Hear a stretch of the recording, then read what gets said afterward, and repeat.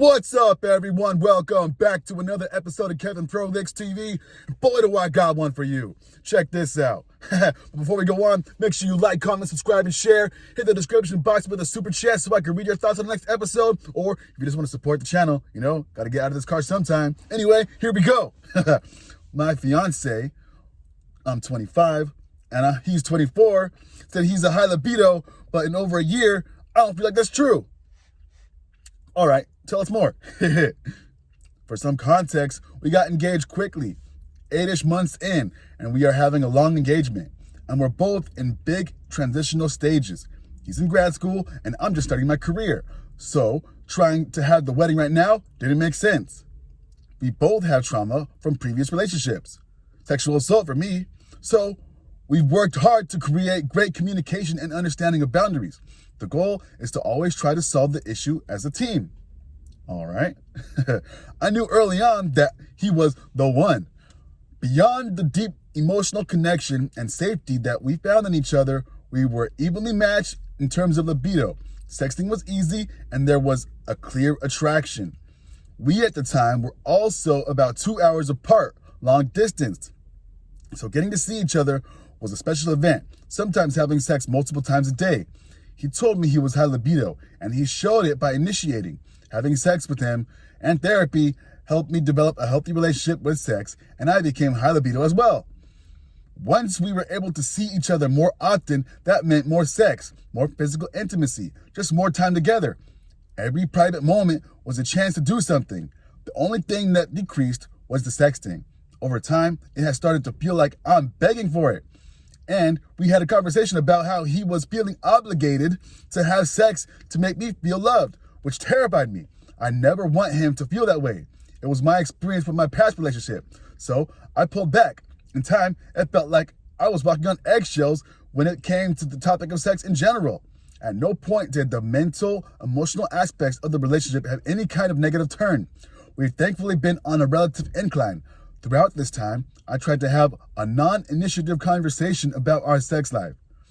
We got engaged a few weeks before he went out of state for school. We knew that physical intimacy would be different. We talked about this before he went away and collectively came to the "we'll cross that bridge when we get there" mentality. Why? I had asked about more sexting, which he seemed open to, and we had even come up with a way to check in before initiating, giving an opt-out for any reason. I tried 3 times when given the go-ahead, about a month apart, to begin any kind of sexual conversation, but it felt like he wasn't even interested. I eventually gave up. During his first semester, we saw each other a few times. When I visited the first time, it wasn't the best experience. The walls where he lives are like paper, so we were both worried about being heard. Second time, I booked a hotel for one night, and it went all right, but it still didn't feel like he was fully there. It was the same feeling when he came down for a short visit. He initiated this time, but we had sex, but it felt like I'd done something wrong, and he was just trying to get it over with. I went to visit him for a break, and then something happened. The same thing happened. When he came home for the holiday break, we were constantly bouncing between my apartment, my parents' house, and his mom's house, and we were having more sex, but it still felt like we were at a distance. This semester, he came home for a short break. I wrote a letter with everything that I was worried about and scared about, and I wanted to potentially approach them. I had been reading about how to fix myself because it felt like there was some difficulty with sex with a problem, but I told him about the letter before he came down, and he was happy to read it, but wanted to do it in person with me so we could discuss it. Fast forward, here comes the visit. He tried to initiate twice when he first got to the apartment, but I was too anxious. I told him I'd rather see how we feel after he read the letter, and he agreed. He read the letter, and then when he was done, he hugged me and then tried to initiate. It's more aggressive than I'm used to, and he was saying "I love you" in between kisses. I knew he was acting on content of the letter, but I started feeling like I was having a panic attack. We stopped, and he calmed me down, and then he initiated again. I was still feeling anxious, but it ended up being the best sex we've ever had in our entire relationship. Interesting. After that, it's back to normal. We don't sext.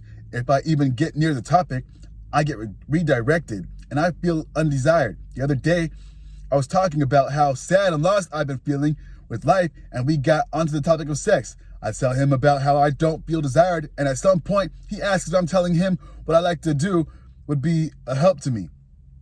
Of course, I think that we're on the same page, but he starts talking about domestic life, which was also nice, but a little frustrating.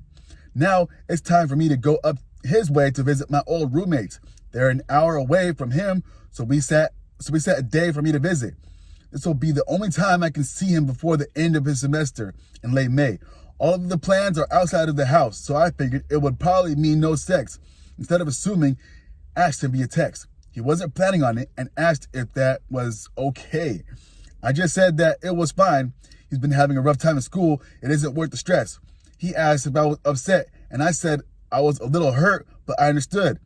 We talked about it more in the context of school stuff, and I just kept reminding him that I'll be fine, even if it didn't feel that way. He started crying and apologizing for disappointing me, and I did my best to reassure him before changing the subject. I feel like a horrible person for being upset about this, but I just feel so undesirable, not unloved or unwanted, just ugly, I guess. What do I do? Oh boy, here we go. Someone says, yeah, I got no evidence or study to back me up, but forever and a day, I have a theory that low libido people are drawn to long-distance relationships as a way of hiding out. The emotional roots get to grow deep, while the physical stuff can remain rare and special. By the time a couple is able to live together or get married and the clear sexual incompatibility is uncovered, too much time has passed. People may have gotten engaged or made big plans that they don't think they can get away from. So if all the sexy stuff was a lie and you guys are not evenly matched at all, is he still really the one? Hey, yo, I don't think we need to read anymore. But still, all right, here we go. What we learned? You guys got engaged pretty early. You guys both had some trauma, whatever that meant in the past. I understand what you went through. And now you're going through a relationship that's kind of semi-long distance.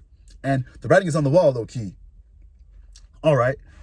So, out of all that stuff, you still think he's the one? Would the one be making you feel this way? Would the one be not giving you exactly how you want to be giving it, so to speak? Would the one be putting you through this? Just think about that, really. Think about it. Like, if you have someone and you think that they're the person for you, they should be matching you in all the ways that you want. Like, they shouldn't be disrespecting you. They should be giving it to you how you want it. They should be on board with you with what you want to do. Like, come on. Use your brain here. Anyway, what do y'all think? Is she cooked or what? Yo, I think she's probably getting cooked. But, yo, you got to figure something out. I think you got engaged way too early before you even knew what's going on. See, look now. If you didn't get engaged, you'd probably be finding this out. And then you could make a decision. But now you're engaged. So now what are you going to do? Call it the engagement? I don't know. Anyway, this has been another episode of Kevin Prolix TV. Make sure you like, comment, subscribe, and share. Hit me in the description box with a super chat so I can read your thoughts on the next episode. And peace.